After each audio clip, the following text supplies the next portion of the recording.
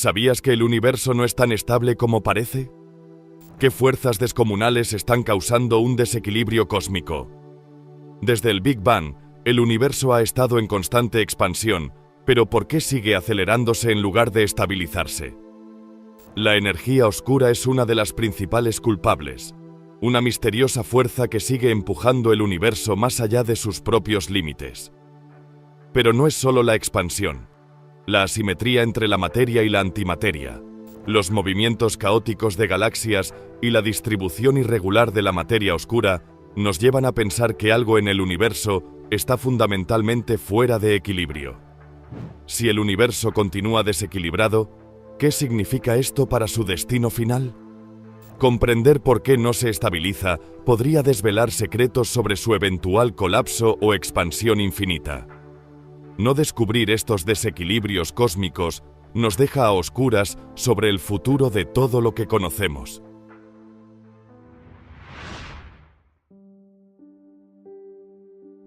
Las leyes de la realidad, tal como las conocemos, se basan fundamentalmente en el principio del equilibrio. La energía no puede crearse ni destruirse. Lo que entra debe salir. Para el médico italiano del siglo XVII, Santorio Santorio, explorar este equilibrio dentro del cuerpo humano lo llevó a un período de autoexperimentación que duró décadas. Durante 30 años, pesó cada líquido y sólido que ingresaba en su cuerpo y cada líquido y sólido que salía. Se pesaba antes y después de una variedad de esfuerzos físicos, día tras día. Materia que entra, materia que sale. Para su confusión, sus excreciones no coincidían con la masa de su comida y bebida. Era como si una fogata se hubiera reducido a cenizas. La madera utilizada como combustible pesaba mucho más que las partículas grises dejadas en su lugar. Pero Santorio creía que la materia faltante debía haber ido a alguna parte. No podía simplemente dejar de existir.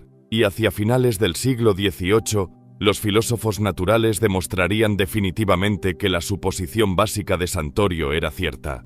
La cantidad total de masa antes y después de una reacción química era igual. Ya sea que se tratara del metabolismo humano descomponiendo los alimentos en unidades moleculares más pequeñas de grasas, proteínas y azúcares, o de las fibras leñosas en el combustible de una fogata liberando dióxido de carbono y agua al quemarse, cada ecuación química está equilibrada. El mismo número de cada tipo de átomo al inicio de la reacción y al final. Simplemente se reorganizan en nuevas sustancias. Sin embargo, la propia luz del día nos mostró que este tipo de equilibrio no siempre es cierto. En el siglo XX, cuando los científicos desbloquearon el poder nuclear del átomo, se reveló que la cantidad total de masa podría, de hecho, cambiar. En lo profundo del núcleo de nuestro Sol, el hidrógeno se convierte en helio, pero la cantidad total de masa involucrada en la creación de este helio es mayor que la masa del propio helio, y no existe otra materia al final de la ecuación. Parecía estar desequilibrada, pero la famosa equivalencia propuesta por un joven empleado de patentes suizo mostró que la masa solo necesitaba ser reconsiderada como parte de la energía total de un sistema. La diferencia en masa se convierte en energía, un fotón, la luz del Sol, equilibrio restaurado. Pero, ¿qué pasaría si hubiera un desequilibrio inherente en el universo? Nuestros cuerpos, nuestro mundo, galaxias enteras, miles de millones de años luz más allá de la Vía Láctea. Casi todo lo que podemos tocar está compuesto de materia. Sin embargo, hay otro tipo de materia ahí afuera, un gemelo casi idéntico que llamamos antimateria, y queda muy poca de ella. Un evidente y enorme desequilibrio se extiende a lo largo del cosmos. Sin embargo, sin este desequilibrio, no podríamos existir en absoluto, ni una sola persona, ni un solo planeta, ni una sola estrella. ¿De dónde vino este desequilibrio? ¿Cómo es que el universo observable está tan densamente lleno de materia mientras su pareja está casi completamente ausente? ¿Y por qué el vasto cosmos parecía estar tan perfectamente equilibrado en su inicio, pero no del todo? La relación más famosa en toda la física suele citarse como la que existe entre la masa y la energía. C representa el límite de velocidad máximo para cualquier cosa que viaje a través del espacio y es igual a la de la luz, si viaja sin impedimentos a través del vacío absoluto. Tan simple como parece ser, esta ecuación proporcionó una base fundamental sobre la cual las leyes de la relatividad de Einstein podían sostenerse. En los primeros años del siglo XX, El mundo estaba siendo conducido hacia una nueva comprensión de la realidad, donde cosas extrañas ocurrían a velocidades y escalas inimaginables para la mente humana. Albert Einstein era solo uno de los muchos genios que revelaban cómo los extremos de nuestro universo desafiaban la percepción común. Y así, unos años antes de que Einstein reescribiera las leyes de la naturaleza, Paul Dirac nació en Bristol. Primero estudiante de ingeniería, luego se pasó a las matemáticas, obteniendo un doctorado en Cambridge en 1926. Increíblemente preciso tanto en pensamiento como en palabra. Se cuentan historias de él durmiendo durante las conferencias, solo para despertar y ofrecer una réplica rápida e ingeniosa al orador. Su consejo para el físico Niels Bohr, conocido por sus numerosos borradores de artículos, era que uno nunca debía empezar una oración sin saber cómo iba a terminar. Desde sus años de posgrado y más allá, la obsesión investigadora de Dirac se centraba en un área completamente nueva de la física. En 1925, la mecánica cuántica había reescrito nuestra perspectiva del mundo subatómico. Las partículas, aunque las únicas conocidas en ese momento eran el protón y el electrón, podían existir simultáneamente y describirse matemáticamente como ondas. Para 1926, Erwin Schrödinger había publicado su ecuación clave de la realidad cuántica, pero Dirac notó que estaba incompleta. No consideraba los efectos de la relatividad de Einstein. Alguien necesitaba abordar este problema. Sumergiéndose en las matemáticas, Dirac pronto descubrió un secreto increíble escondido en la relación entre la energía y la masa. Estaba mal. O más bien, como el modelo cuántico de Schrödinger, estaba incompleto, reflejando solo una situación específica cuando una partícula masiva no se mueve en relación con su observador. Esta diferencia solo es significativa a velocidades extremas, pero esas velocidades se alcanzan a escalas imperceptiblemente diminutas de los electrones orbitando sus núcleos atómicos. Mientras Dirac armaba una comprensión cuántica más universal, obtuvo una ecuación actualizada, más complicada, que más tarde llevaría su nombre. Muchos años después, se le preguntó cómo encontró la ecuación de Dirac, y se dice que respondió: «La encontré hermosa». Pero, ¿qué significaba realmente este descubrimiento para la energía y la masa de nuestro universo? Hasta ese momento, a los electrones solo se les permitía tener energía positiva. Pero dentro de las matemáticas de este increíble avance había una sorpresa. También podían tener energía negativa. Pero esto creó un problema. En la década de 1920, los físicos sabían que los electrones siempre buscaban existir en el estado de energía más bajo posible. Si las energías negativas eran posibles, como sugerían las ecuaciones de Dirac, esto significaría que la energía cero ya no era el nivel más bajo. Debería haber un número infinito de estados de energía negativa en los que caer, con cada electrón en todo el universo cayendo constantemente hacia abajo en la espiral de energía negativa infinita, emitiendo cantidades infinitas de luz en el proceso. Pero, por supuesto, ese no era el caso en nuestro universo. Para que sus ecuaciones tuvieran sentido, Dirac necesitaba algo que bloqueara a los electrones. Necesitaba que esos niveles de energía negativa ya estuvieran ocupados. Y así, este pozo infinito de electrones de energía negativa fue conocido como el mar de Dirac. Según la hipótesis de Dirac, un electrón negativo podría, ocasionalmente, obtener un impulso de energía, como a través de una colisión, y convertirse en positivo. El hueco actuaría matemáticamente exactamente como un electrón, pero con la carga eléctrica opuesta. Inicialmente, Dirac pensó que esto podría ser el protón, descubierto 30 años antes, con su carga positiva. Pero los protones son aproximadamente 2000 veces más masivos que un electrón, y por lo tanto, no encajaban. Así que Dirac reinterpretó su física. En lugar de un protón, decidió que era un antielectrón. Era 1931, y Paul Dirac había propuesto la existencia de la antimateria, pero aún se necesitaba una prueba física. La luz de las estrellas distantes no es lo único que atraviesa el universo. Las partículas con masa también lo hacen. Los rayos cósmicos, compuestos principalmente por protones solitarios, llueven continuamente sobre la atmósfera terrestre. Algunos son creados por nuestro propio Sol, como parte de su viento solar. Otros pueden provenir de los agujeros negros supermasivos en el centro de galaxias distantes. En 1931, Carl Anderson comenzó sus estudios sobre los rayos cósmicos, utilizando una caja notable que podía rastrear el movimiento de estas diminutas partículas. Una cámara de niebla, una caja hermética llena de vapor de agua. Cuando una partícula de rayo cósmico atraviesa la cámara, provoca que las moléculas de agua cercanas se condensen en líquido. Esto crea un rastro visible que proporciona pistas sobre las propiedades de los rayos cósmicos. Las cámaras de niebla se habían utilizado durante 2 décadas, pero Anderson mejoró el diseño e identificó un nuevo rastro que parecía idéntico a los hechos por electrones, pero reflejados, partículas que tenían la misma masa pero con carga opuesta. Había descubierto el antielectrón de Dirac, y así en 1932, Anderson publicó sus resultados y dio al primer antipartícula su nombre, el positrón. Sin embargo, el mar de Dirac no duraría mucho. Durante las siguientes décadas, otras teorías alternativas sobre el comportamiento cuántico fundamental de las partículas lo reemplazarían. Pero la antimateria de Dirac había sido demostrada como real. Sin embargo, para que los científicos descubrieran otras antipartículas, tendrían que desviar sus ojos del cielo hacia sus propios experimentos en aceleradores de partículas masivas. Los poderosos imanes dirigen las partículas cargadas en bucle tras bucle hasta que alcanzan velocidades intensas. Cuando esas partículas finalmente se dirigen a colisionar con un objetivo, parte de la energía de la colisión se convierte en una equivalente lluvia de partículas masivas, incluidas partículas demasiado inestables para encontrarse en cualquier otro lugar del universo. Dado que los positrones ya eran relativamente raros en los rayos cósmicos, se necesitaría una gran cantidad de paciencia para detectar antipartículas más pesadas. Decidieron que era mucho más eficiente crear las suyas propias, y en 1955, dentro del acelerador Bevatron, en los laboratorios nacionales Lawrence Berkeley, los científicos crearon y descubrieron el antiprotón. Un año después, revelaron el antineutrón.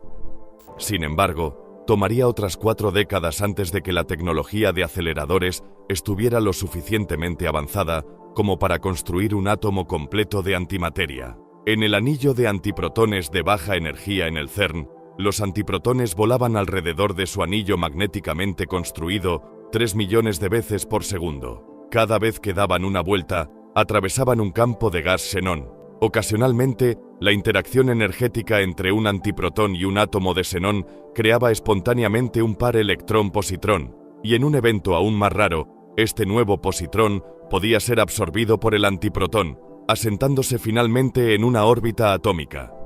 Finalmente, en 1995, después de un experimento de 3 semanas, se crearon 9 átomos de antihidrógeno. Casi 2 décadas después, los científicos del CERN pudieron estudiar las propiedades del antihidrógeno, específicamente cómo interactuaba con diferentes longitudes de onda de luz. Estos experimentos demostraron que el antihidrógeno actuaba exactamente como lo haría el hidrógeno normal, y para todos los efectos, los científicos creen que la antimateria se comporta casi de manera idéntica a la materia normal. Una partícula de antimateria tendría la misma masa que su contraparte de materia. Una estrella de antimateria brillaría tan intensamente como una estrella de materia, lo cual, de manera impresionante, era exactamente lo que el trabajo de Paul Dirac había propuesto casi 90 años antes. ¿Dónde está toda la antimateria? Imagina un mundo donde la humanidad pudiera aprovechar el poder de la antimateria. ¿Qué ves? ¿Ves enormes naves estelares interestelares atravesando el cosmos, expandiendo nuestro alcance a mundos habitables más allá del nuestro? ¿Ves colonias extraterrestres enfrentándose a ambientes hostiles o paradisíacos, salpicados de vida alienígena, observando 2 soles poniéndose? ¿O ves desolación, el resultado de una tecnología indomable, una explosión en una central eléctrica que empequeñece a Chernobyl y Fukushima? ¿Los peores rasgos de la humanidad llevándonos a la destrucción mutua asegurada? Cualquiera de estos destinos extravagantes surgiría de las reacciones entre materia y antimateria, siendo el proceso más eficiente en términos de combustible en toda la física conocida. A través de la relación entre la masa y la energía, realizada por Einstein hace más de un siglo, el 100% de la masa en una aniquilación entre materia y antimateria se convierte en energía en forma de luz, gramo por gramo. Una reacción entre materia y su contraparte de antimateria libera más de 100 veces la energía que las reacciones nucleares y 1000 millones de veces más que lo que se libera al quemar combustibles fósiles. No hay proceso en toda la física que pueda hacerlo mejor. Hoy en día, las baterías, motores y ojivas de antimateria son el ámbito de la ciencia ficción. Se comparte mucha más energía en la creación y almacenamiento de antimateria para estudio científico que la que realmente se almacena dentro de la masa de antimateria, lo que la hace inutilizable como combustible. Y aunque algún día nuestros descendientes puedan superar estos obstáculos, no es necesario imaginar un futuro lejano o un mundo alienígena extraño para interactuar con la antimateria. En 1940, el químico canadiense Martin Kamen trabajaba en el laboratorio de radiación de Berkeley en la Universidad de California. Su objetivo era sencillo en su descripción: crear una nueva versión de un elemento muy familiar, el carbono, el pilar de toda la vida tal como la conocemos. Kamen buscaba crear un nuevo isótopo con la esperanza de que pudiera utilizarse en la investigación médica. Trabajando día y noche, pasando varias noches sin descansar, él y su colega Sam Rubin irradiaron muestras de grafito, esperando que la reacción convirtiera algunos de los isótopos de carbono preexistentes en nuevos. Y el 27 de febrero, finalmente tomó un descanso, saliendo del laboratorio, privado de sueño y desaliñado. Pero el aire fresco pronto resultó demasiado emocionante. Una patrulla policial pasó cerca del laboratorio y el policía dentro notó su apariencia, llevándoselo no por violar las reglas de la moda, sino porque lo sospechaban de asesinato. Resultó que un convicto se había escapado de una prisión local y había cometido varios asesinatos, y Kamen coincidía con la descripción del hombre. Finalmente, fue liberado y pudo regresar a sus muestras de grafito. Fue en esas muestras donde finalmente descubrió lo que buscaba. Él y Rubin habían creado carbono 14. Este isótopo es raro en la naturaleza, pero ahora es famoso por su uso en la datación por radiocarbono, a través de la cual los científicos pueden medir la antigüedad de un objeto que contiene material orgánico, ya sea humano, animal o vegetal. Esto se debe a que, por cada billón de átomos de carbono en tu cuerpo, uno es de carbono 14, y cuando mueres, dejas de adquirirlo. A diferencia del resto del carbono, que fue forjado en el corazón de una estrella antes de que naciera nuestro Sol, la mayor parte del carbono 14 apareció mucho más recientemente. Mientras que el gas oxígeno nos proporciona el aliento de vida, nuestra atmósfera está compuesta principalmente de nitrógeno. Ocasionalmente, en los cielos, los rayos cósmicos golpean un átomo de nitrógeno, creando carbono 14. Este carbono 14 se combina con el oxígeno, creando dióxido de carbono, que luego es incorporado a las plantas a través de la fotosíntesis. Finalmente, llega a ti cuando consumes plantas o animales que han comido plantas. A lo largo de tu vida, continúas adquiriendo nuevo carbono 14, manteniendo constante la proporción de carbono 14 en tu cuerpo. Pero en el momento de tu muerte, comienza un nuevo reloj. El carbono 14 se descompone sin nada que lo reemplace. La proporción disminuye, y los científicos pueden usar esa proporción cambiante para medir cuánto tiempo ha pasado desde que un ser vivo dejó de adquirir más carbono, es decir, desde que murió. Y este proceso de descomposición dentro del átomo es otro ejemplo de cómo el universo busca equilibrio, conocido como desintegración beta. Mientras el carbono 14 se descompone, convierte un neutrón en un protón, y otros dos productos deben crearse, un electrón libre y un fantasmagórico antineutrino.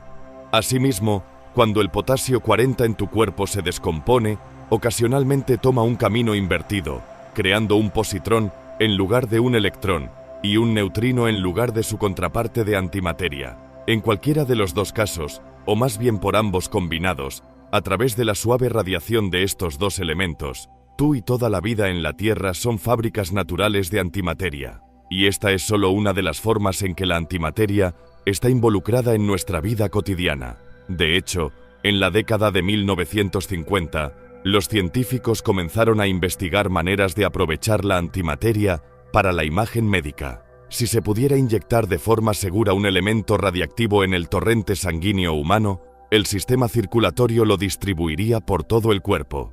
A medida que el elemento se descompone, libera un positrón. El positrón rápidamente encuentra su contraparte de materia, un electrón, y ambos se aniquilan, creando dos fotones con una cantidad específica de energía.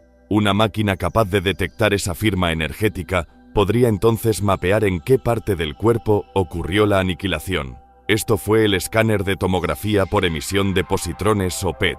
No solo se utilizan para detectar trastornos médicos, sino también para discernir qué partes de nuestro cerebro son responsables de realizar ciertas tareas. Admirar una puesta de sol, escuchar una historia, contemplar las estrellas. Y al mirar esas estrellas a lo largo del cosmos, encontramos aún más antimateria. Puede ser expulsada por violentas supernovas o por la colisión de remanentes estelares densos que giran rápidamente, llamados estrellas de neutrones. Incluso se ha detectado antimateria en enormes chorros de radiación disparados directamente desde agujeros negros hambrientos. En la década de 1970, los astrónomos detectaron una nube de positrones en el centro de la Vía Láctea, y en 1997, el Observatorio de Rayos Gamma Compton de la NASA, basado en el espacio, detectó una auténtica fuente de antimateria disparándose a 3000 años luz fuera de nuestra galaxia. La fuente de estos fenómenos aún es un misterio, y todavía no sabemos cuánta antimateria hay allá afuera esperando ser descubierta. Y sin embargo, a pesar de su sorprendente ubicuidad en nuestras vidas, el número de partículas de antimateria que hemos detectado en el cosmos conocido es vastamente menor que el de todas las partículas de materia. Un simple hecho por el cual podemos agradecer nuestra existencia y la continua existencia de la materia en el universo. Pero como resulta, este es un desequilibrio moderno. No siempre fue así, y al retroceder el reloj hacia los orígenes de todo, encontramos que, por un breve momento en los albores del universo, las cosas eran muy diferentes. El amanecer del tiempo. La primera antimateria se formó junto con la primera materia, 1 trillón de segundo después de que el tiempo mismo comenzara a fluir y nuestro universo conocido cobrara existencia.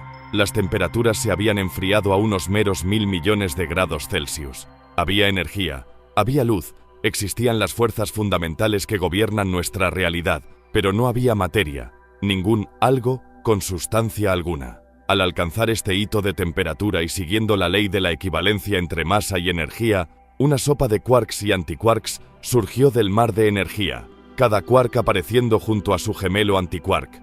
Al mismo tiempo, los gluones, las partículas que transportan la fuerza nuclear fuerte, cobraron existencia. En un mundo más frío, tendrían el poder de unir los quarks entre sí, pero aún hacía demasiado calor. Estas partículas individuales se movían frenéticamente, chocando unas con otras. Cuando un quark y un antiquark se encontraban, se aniquilaban mutuamente. Su masa retornaba a la energía, y dos fotones de luz quedaban rebotando en el plasma de quarks y gluones. Una masacre casi total de la materia. Mientras el universo se enfriaba, los leptones y antileptones surgieron en pares, electrones y positrones, neutrinos y antineutrinos, y así sucesivamente. Pero esa disminución de temperatura significaba que ya no podían aparecer nuevos pares de quarks y antiquarks desde el aparente vacío del espacio. Los que quedaban ahora eran lo suficientemente lentos para que los gluones disponibles los unieran con otros quarks, formando hadrones. Los antiquarks hacían lo mismo con los suyos, formando antihadrones. Los hadrones que mejor conocemos son protones y neutrones, pero también se componían otros hadrones más exóticos y menos estables. Ahora, los hadrones y sus contrapartes de antihadrones, protones y antiprotones, neutrones y antineutrones, podían aniquilarse mutuamente. Y cuando el universo tenía un segundo de antigüedad, las últimas partículas de materia y antimateria nacieron de la energía del universo. Con los segundos avanzando, la batalla entre la materia y la antimateria comenzaba a extinguirse. 100 segundos después del comienzo de toda la historia, la materia ganó, con una partícula en 1000 millones permaneciendo. Ahora hacía suficiente frío para que protones y neutrones comenzaran el proceso de nucleosíntesis, creando nuevos elementos por primera vez. Pero según lo que entendemos del Big Bang, el universo nunca debería haber tenido esta oportunidad. Materia y antimateria se crearon en cantidades iguales, por lo que deberían haber sido destruidas en igual proporción. Nuestro universo debería haber sido gloriosamente iluminado con fotones de la aniquilación total de toda la materia, sin un solo átomo restante para ver esa luz, y mucho menos suficiente para formar una estrella, un planeta o a ti. Entonces, ¿cómo podemos explicar esta violación fundamental del equilibrio en el universo? Los científicos tienen algunas ideas. Tal vez algunos dicen, hay una cantidad igual de antimateria allá afuera, partículas que fueron expulsadas de la batalla mientras el universo se expandía, eventualmente formando antigalaxias y antiestrellas en regiones distantes. Sabemos que el espectro de un átomo de antihidrógeno es idéntico al del hidrógeno, por lo que una antigalaxia sería indistinguible para nuestros telescopios, pero los vientos intergalácticos eventualmente llevarían materia ordinaria a estas antigalaxias, y los astrónomos aún no han observado ninguna luz indicativa de la aniquilación resultante. Sin embargo, objetos de antimateria más pequeños, como cúmulos de antiestrellas, podrían persistir, llevando a cabo sus negocios durante miles de millones de años, con la antimateria que emiten percibida simplemente como parte de los rayos cósmicos, señales perdidas entre el ruido. La mayoría de los científicos ahora coinciden en que una realidad aún más extraña puede ser la respuesta, que de hecho, el universo puede no tener, en última instancia, el equilibrio o la simetría que siempre asumimos que tenía. Chen Xiangwu nació en 1912 en un pequeño pueblo pesquero al norte de Shanghái. A diferencia de la mayoría de las niñas chinas en ese momento, recibió una educación formal, asistiendo a una escuela para mujeres jóvenes, fundada por su propio padre. Se graduó en una universidad en Nanjing, en la cima de su clase, con un título en física. Tras unos años de investigación, su mentora y colega física, la doctora Jing Wei-gu, sugirió que Wu emigrara a los Estados Unidos para continuar su educación.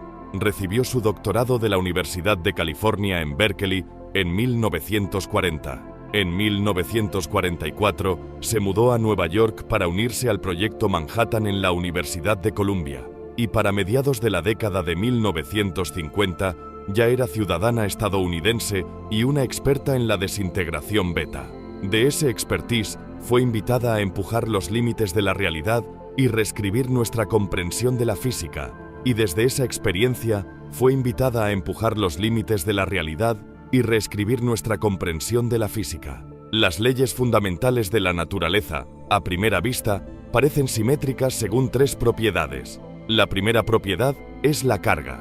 Estamos más familiarizados con la carga eléctrica, asociada con la fuerza electromagnética. Teóricamente, bajo la simetría de carga, los quarks con carga positiva y los quarks con carga negativa que componen protones y neutrones deberían ser idénticos en masa, y las reacciones nucleares deberían proceder de la misma manera si se usara un protón o un neutrón como instigador. La segunda propiedad es la paridad, a menudo llamada quiralidad o mano, ya que tus propias manos muestran claramente este concepto. No importa cuánto gires una mano, nunca será igual a la otra. Solo a través del uso de un espejo puedes convertir una mano en la otra.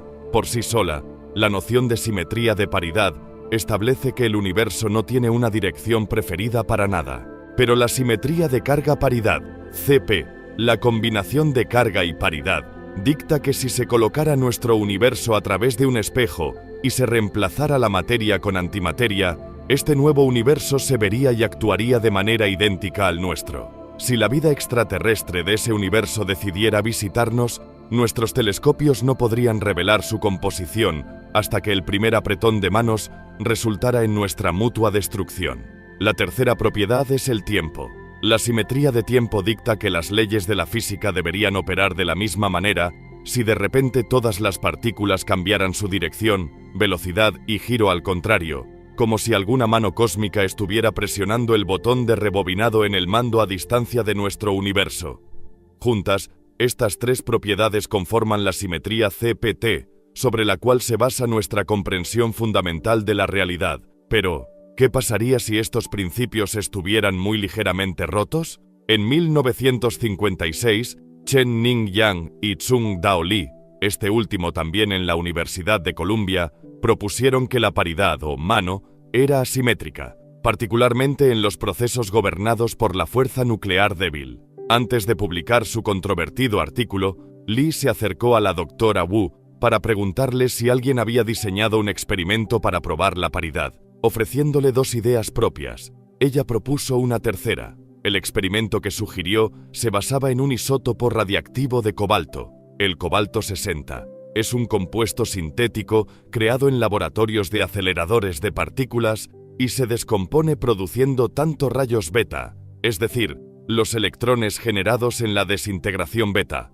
como en el caso del carbono 14, como rayos gamma, que son fotones de alta energía. En el experimento de Wu, estos átomos se colocaron dentro de un campo magnético y se enfriaron a temperaturas extremadamente bajas. Uno por uno, los núcleos inestables del cobalto se descomponían mediante la desintegración beta. Como partículas cargadas, los electrones generados se dirigirían a lo largo de las líneas del campo magnético en una de 2 direcciones, hacia arriba o hacia abajo. Si la paridad se conservaba, no habría una dirección preferida para los electrones. La proporción de los que subían y bajaban sería igual, incluso cuando se simulaba un universo en espejo invirtiendo la dirección del campo magnético. Pero esto no fue lo que el equipo de Wu encontró. En lugar de eso, un mayor número de electrones preferían moverse en contra de la dirección del campo magnético, sin importar cómo se orientara. La naturaleza diferenciaba entre izquierda y derecha.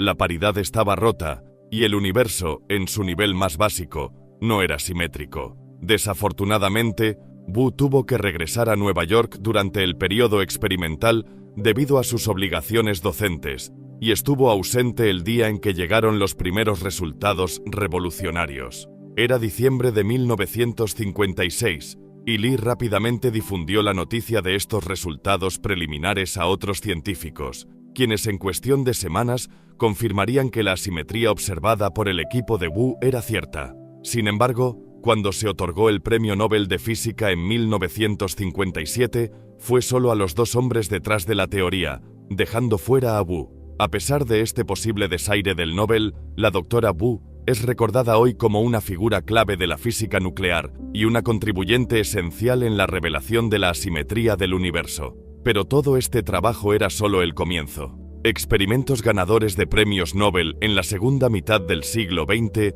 no solo confirmaron los resultados de Lee, Wu y Yang, sino que también violaron la simetría CP, la combinación de simetría de carga y paridad. Al final del siglo XX era definitivo. Múltiples científicos demostraron que los quarks y los antiquarks eran tratados de manera diferente por las leyes de la naturaleza. El universo era fundamentalmente, en una manera extremadamente pequeña, asimétrico. Y entonces, ¿podría ser esta la razón por la que la materia terminó superando en número a la antimateria? Hasta ahora, los científicos creen que la respuesta es no, al menos no del todo. Al sumar la contribución colectiva que la asimetría CP de los quarks podría jugar en la composición total del universo, los científicos se dieron cuenta de que el efecto no era suficiente para producir la proporción de 1 en 1000 millones entre materia y antimateria que surgió en ese primer segundo de tiempo. Entonces, ¿dónde más debemos buscar? Puede que otras partículas también sean tratadas de manera diferente a sus contrapartes de antimateria. La investigación actual está investigando la simetría CP en la otra familia de partículas fundamentales de la materia, los leptones, y los primeros resultados son prometedores. Otra fuente de la simetría materia-antimateria del universo podría ser causada por la existencia de otro tipo de neutrino, que solo existió en el nacimiento de nuestro universo. Los neutrinos son fantasmas cósmicos que apenas interactúan con la materia ordinaria y tienen una masa casi nula. Alrededor de 100 billones de neutrinos pasan a través de tu cuerpo cada segundo, casi sin tener efecto alguno. Y sin embargo, a pesar de esta naturaleza fantasmal, pueden haber sido un factor clave en la batalla temprana entre la materia y la antimateria. La propuesta surge de un rasgo desequilibrado en los neutrinos que observamos hoy. Así como las manos humanas vienen en versiones izquierda y derecha, todas las partículas en el modelo estándar pueden describirse como poseedoras de una versión zurda o diestra. Esto es cierto tanto para la materia como para la antimateria, y los científicos han observado ambas versiones en cada partícula, excepto en el neutrino y el antineutrino. En su lugar, todos los neutrinos que los científicos han estudiado son zurdos, y todos los antineutrinos son diestros. Si se demuestra que los neutrinos diestros no existen, podría significar que los neutrinos son su propia antipartícula. O si los neutrinos diestros existen, es probable que la mayoría de ellos se haya desintegrado hace mucho tiempo. Entonces, si los neutrinos no operan bajo la simetría CP, como sugieren los primeros resultados, estos neutrinos diestros podrían haber tenido una preferencia por lo que se descomponían. Podrían haberse descompuesto en materia más frecuentemente que en antimateria. ¿Será esto suficiente para llegar a esa proporción de 1 en 1000 millones? Aún es demasiado pronto para decirlo por ahora. De hecho, los resultados podrían ser similares a los de los quarks, donde la asimetría no sería suficiente. Pero incluso entonces, no todo está perdido. Todavía podría ser que existan bolsillos de antimateria allá afuera, nunca habiendo hecho contacto con el resto del universo, haciendo que la verdadera proporción entre materia y antimateria sea incluso menor. Quizás algún día una losa flotante de antimateria podría aparecer en el horizonte y darnos nuestra respuesta antes de aniquilar la Tierra entera en un destello cegador de luz. De hecho, a bordo de la Estación Espacial Internacional, un detector especial está a la caza de la versión de antimateria de un isótopo de helio, el antihelio 3. Al revelar cuánta antimateria puede detectarse en nuestro propio vecindario cósmico, dentro del aire que rodea nuestra propia casa cósmica, podríamos extrapolar esta abundancia para descubrir cuánta antimateria hay allá afuera y cómo la materia ganó verdaderamente la guerra en los primeros minutos después del Big Bang. Llegados aquí, ¿acaso no has visto este otro documental sobre el espacio? Yo no me lo perdería,